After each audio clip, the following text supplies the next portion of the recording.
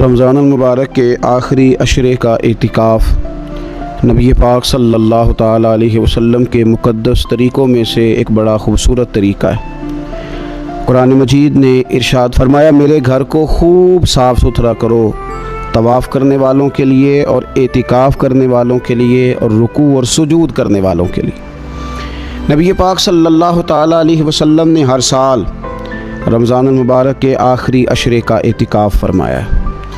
ایک سال کسی وجہ سے اعتکاف نہ فرما سکے تو اگلے سال 20 دنوں کا اعتکاف فرمایا۔ نبی پاک صلی اللہ تعالیٰ علیہ وآلہ وسلم نے اعتکاف کا جو مقصد بیان کیا وہ شب قدر کی تلاش بیان کیا۔ اعتکاف سے مراد یہ ہے کہ انسان سارا کچھ چھوڑ چھاڑ کے اللہ تعالیٰ کے گھر میں اس کی عبادت کے لیے، اس کو راضی کرنے کے لیے بیٹھ جائے، اور 10 دن جب وہ مسجد شریف میں حاضر رہتا ہے تو حضور صلی اللہ تعالیٰ علیہ وسلم فرماتے ہیں اللہ تعالیٰ اسے 2 حج اور 2 عمرے کا ثواب عطا کرتا ہے۔ اعتکاف کے اندر کچھ باتیں بڑی ضروری ہوتی ہیں، جیسا کہ انسان کو بلا ضرورت طبی مسجد سے باہر نہیں آنا، اس کو کوئی فضول بات نہیں کرنی، اس کو کوئی ایسا کام نہیں کرنا کہ جو شریعت اسلامیہ جس سے منع کرتی ہو۔ اس کے ساتھ ساتھ کچھ اعتکاف کے آداب بھی ہیں۔ اس نے 10 دن مسجد کے اندر رہنا ہے تو آخر اس نے کرنا کیا ہے؟ ہمارے ہاں لوگ مسائل پوچھ لیتے ہیں اور مسائل پوچھنے کے بعد پھر ان کی گنجائش سے بہت زیادہ فائدہ اٹھاتے ہیں۔ اس میں کوئی شک نہیں ہے کہ باہر سے آنے جانے والے آدمی کے ساتھ آپ گفتگو کر سکتے ہیں، ضرورت کے تحت آپ ٹیلی فون پر بھی بات کر سکتے ہیں، لیکن اس کو اگر آپ نے یہی کام کرنا تھا اور بہت زیادہ وقت اسی پر ضائع کرنا تھا تو پھر تو آپ پہلے سے باہر موجود تھے۔ اعتکاف میں آنے کا مقصود تو اللہ کی عبادت ہے۔ اعتکاف میں جب آپ آ گئے تو اس کا مقصد ہے کہ آپ کچھ دنوں کے لیے لوگوں سے کٹ کے اللہ کی بارگاہ میں حاضر ہو گئے، آپ نے اپنے رب کو راضی کرنے کا ارادہ کر لیا۔ تو اعتکاف میں ایک تو شوق سے آئیں۔ ہمارے علماء نے لکھا ہے کہ زندگی میں ایک بار تو اعتکاف کاری لینا چاہیے، اس پر توجہ ہو ہی جانی چاہیے۔ وقت ملنا تو زندگی میں پراپر طریقے سے تو بڑا مشکل ہوتا ہے، لیکن وقت نکال کے اعتکاف میں ایک دفعہ تو زندگی میں آ ہی جانا چاہیے، اور کسی کو ہر سال موقع مل جائے تو پھر تو کیا ہی بات۔ تو اعتکاف کے اندر جو کام ہم نے کرنے ان میں سب سے زیادہ اور سب سے پیارا کام یہ ہے کہ کثرت کے ساتھ قرآن پاک کی تلاوت کریں۔ نبی پاک صلی اللہ تعالیٰ علیہ وآلہ وسلم رمضان المبارک میں قرآن پاک کا دور فرماتے تھے حضرت جبریل امین علیہ السلام کے ساتھ، اور جس سال حضور کا وصال ظاہری ہوا اس سال حضور فرماتے ہیں 2 مرتبہ قرآن پاک کا دور کیا۔ 2 دفعہ حضور نے حضرت جبریل امین کو قرآن شریف سنایا اور 2 دفعہ انہوں نے نبی پاک صلی اللہ علیہ وسلم کو سنایا۔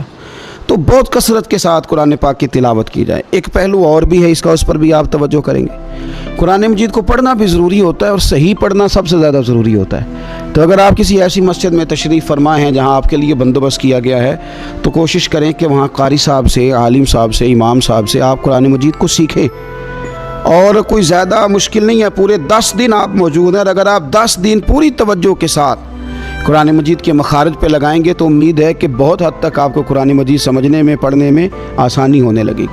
دوسرا، اعتکاف میں جب آپ موجود ہیں تو آپ کو کوشش کرنی ہے کہ آپ محاسبہ نفس پر توجہ دیں۔ آپ اپنے اوپر غور کریں، زندگی میں کون سی ایسی غلطیاں ہیں جو جان نہیں چھوڑ رہی، ان کی کس طرح کر کے اصلاح کی جا سکتی ہے۔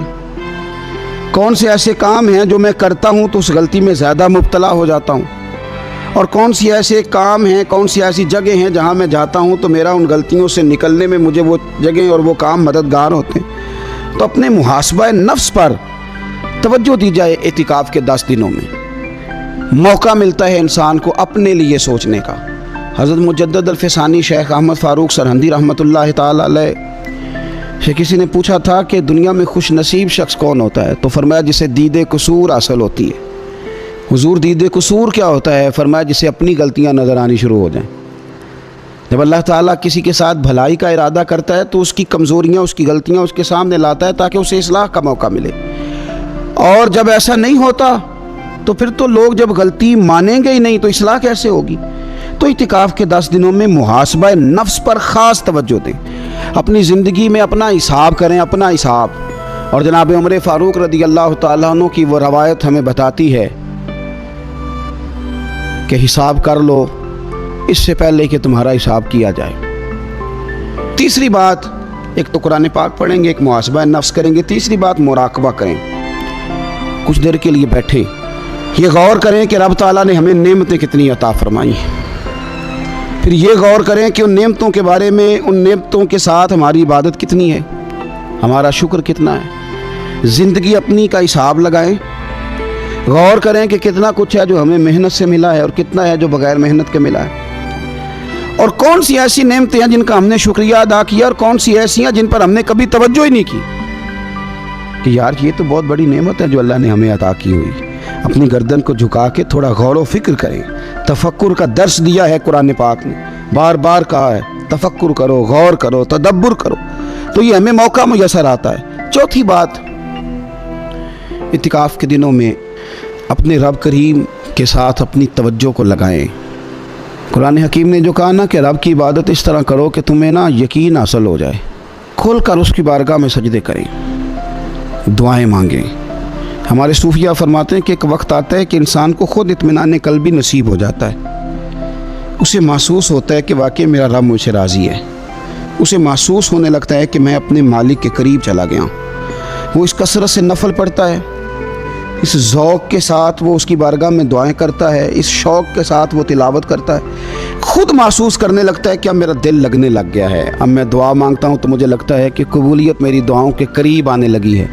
اللہ نے ہمیں یہ موقع دیا ہے کہ ہم خوب اس پر توجہ کریں۔ پانچویں بات اعتکاف والوں کی خدمت میں یہ عرض کرنی ہے کہ پورے 10 دن ہمارے پاس موجود ہوں گے اور ہم نے مسجد میں ہونا ہے، تو کیوں نہ ایسا کریں کہ از اول تا آخر، صبح سے شام تک ہم ہر وہی کام اسی طریقے سے کرنے کی کوشش کریں جو طریقہ ہمیں رسول پاک نے عطا فرمایا۔ ہمارا کھانا، پینا، سونا، جاگنا، بولنا حضور کی اتباع میں لے آئیں۔ ہم ان 10 دنوں میں ہم پریکٹس کریں کہ ہم نے سنت کے مطابق، حضور کے طریقے کے مطابق سارے کام کرنے۔